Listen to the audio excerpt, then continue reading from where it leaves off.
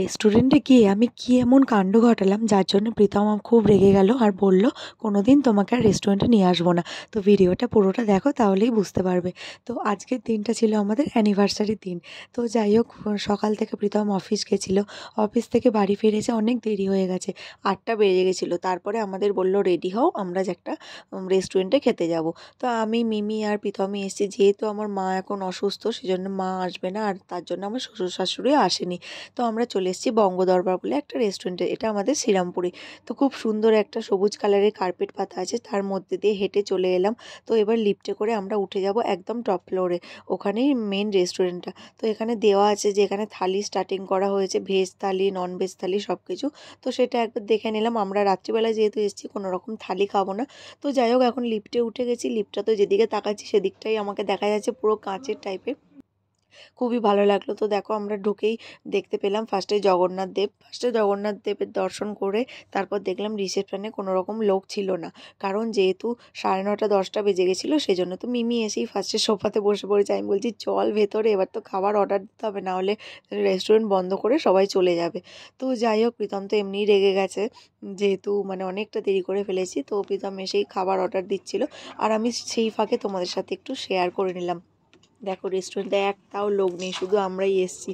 তো মিমি বলছে যে আমি সোফাতে বসেছি, সোফাতে বসে খাবো আজকে। ও সাধারণত চেয়ার টেবিলেই বসে খাওয়া হয়, এটাই জানে। তো দেখো, আমরা এখানে অর্ডার করেছিলাম ফিশ বিয়ার বাটার ফ্রাই, যেটা 6 পিস ছিল, সাথে দিয়েছিল মেয়োনিজ আর গাজর। তো এটা ফার্স্টেই আমি ভাগ করে নিচ্ছি। প্রীতমকে 2টো দিয়েছি, আমি 2টো নিয়েছি, আর মিমিকে একটা দিয়েছি। তো যাই হোক, মিমি তো পুরোটা খেতে পারবে না, এবার হচ্ছে টেস্ট করার পালা। তো আমি এটা খেয়ে যেটুকু বুঝলাম যে এটা মেয়োনিজের থেকেও কাসুন্দি দিয়ে বেশি ভালো লাগবে। তবে ভেতরের মাছটা ছিল পুরো পিওর ভেটকি মাছ, যেটা খেতে অসাধারণ ছিল। আর খুব গরম ছিল, মানে সাথে সাথেই ভেজে দিয়েছে। খেতে খুব ভালো লাগছিল, বাট এটা একটু পেঁয়াজ হলে আর সাথে যদি একটু কাসুন্দি হতো আরও বেশি ভালো লাগতো। তো এটা মিমি তো ওই একটাই খেয়েছিল, আর আমি আর প্রীতম আড়াইখানা করে খেয়েছিলাম। তো এটা খেয়ে তারপর আমরা এবার চলে যাব ছাদে, আর ভীষণ গরম ছিল যার জন্য মিমি খেতে অনেকটা লেট করছিল। তো এটা খাওয়ার পর আমরা মেন কোর্স অর্ডার দিয়ে তারপর ছাদে চলে যাব। ছাদটা তোমাদের সাথে শেয়ার করছি। এখানকার ছাদটা এত সুন্দরভাবে সাজানো, এই ছাদে খেতে গেলে শনি আর রবিবার আসতে হবে, সেই জন্য। তার ফাঁকে আমি তোমাদের সাথে মাছটা শেয়ার করলাম। দেখো, ভেতরে মাছটা পুরো ফ্রেশ ছিল।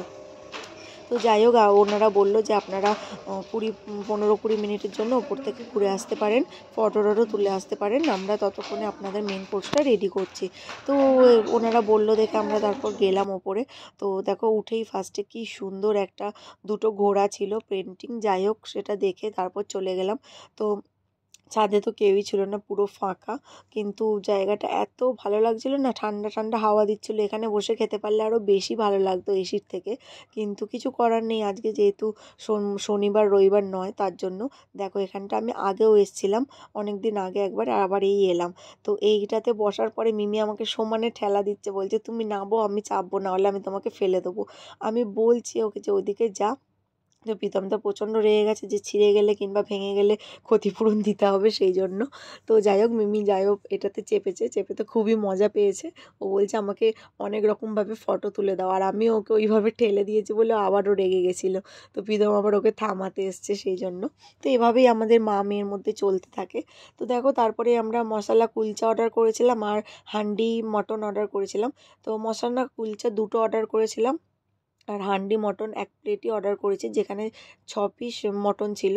তো ফার্স্টেই আমি মানে বেড়ে নিচ্ছি জিনিসটা। এখানে বড় বড় ক্যাপসিকাম আর পেঁয়াজ দেওয়া ছিল। আমি জানি না, হান্ডি মটন এই ফার্স্ট টাইম খেলাম।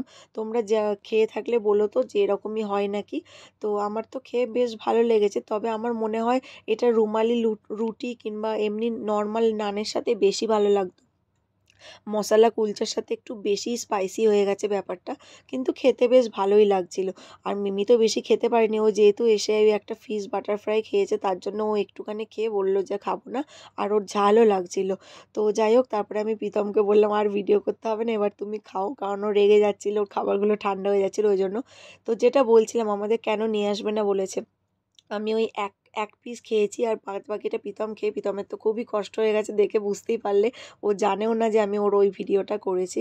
ওর তো খুবই কষ্ট হয়ে গেছিলো, মানে অনেকটা খেয়েছে চেপে চেপে। তারপর যেটুকু ছিল আমি বললাম খাবার নষ্ট কেন করবে, চলো বাড়ি নিয়ে চলো। ওই জন্য পার্সেল করিয়ে নিয়েছি।